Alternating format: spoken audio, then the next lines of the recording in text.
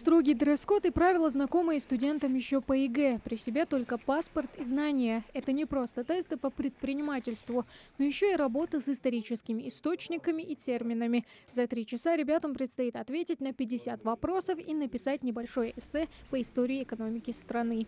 Вам будет дан черновик, 1-2 листка. И все. Кто закончит раньше, вы можете сдать просто и уйти просто. Анжела Мальсагова в Олимпиадах не новичок, участвует в них еще со школы. Правда, история предпринимательства страны для нее направление новое. Мне было очень интересно узнать, как будет проходить именно такая Олимпиада в такой форме.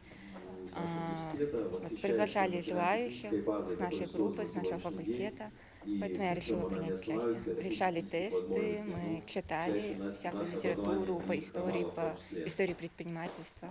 В этом году Всероссийская Олимпиада проходит уже в 7-й раз. Правда, наш регион присоединился к ней совсем недавно. Это совместный проект Российского исторического общества и Деловой России. Главная цель – сохранить историческую память о предпринимателях, которые внесли свой вклад в развитие государства.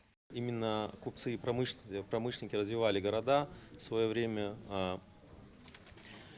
стояли у истоков социальной и транспортной инфраструктуры, осваивали новые территории.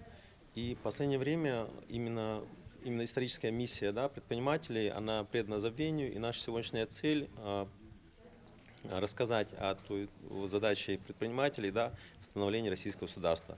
Пока одни разбирают задания, вникают в суть вопросов, другие уже сдают тесты. Тамерлан Тибоев в их числе. Как говорит юноша, ему, будущему экономисту, полученные сегодня знания еще пригодятся. Говорит, задания не из простых.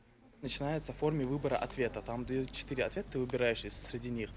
Дальше следующее очень интересное задание, в котором даются различные вопросы, и все ответы начинаются с буквы «С». Особенно сложные задания были, где надо было угадать портреты. В лицо ты всех знать не будешь, но там были подсказки, в которых описывались различные предприниматели и государственные деятели.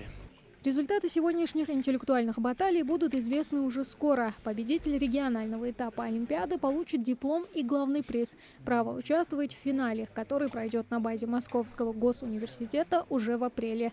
Тамара Хашагульгова, Хасмагомед Моисигов, Новости 24.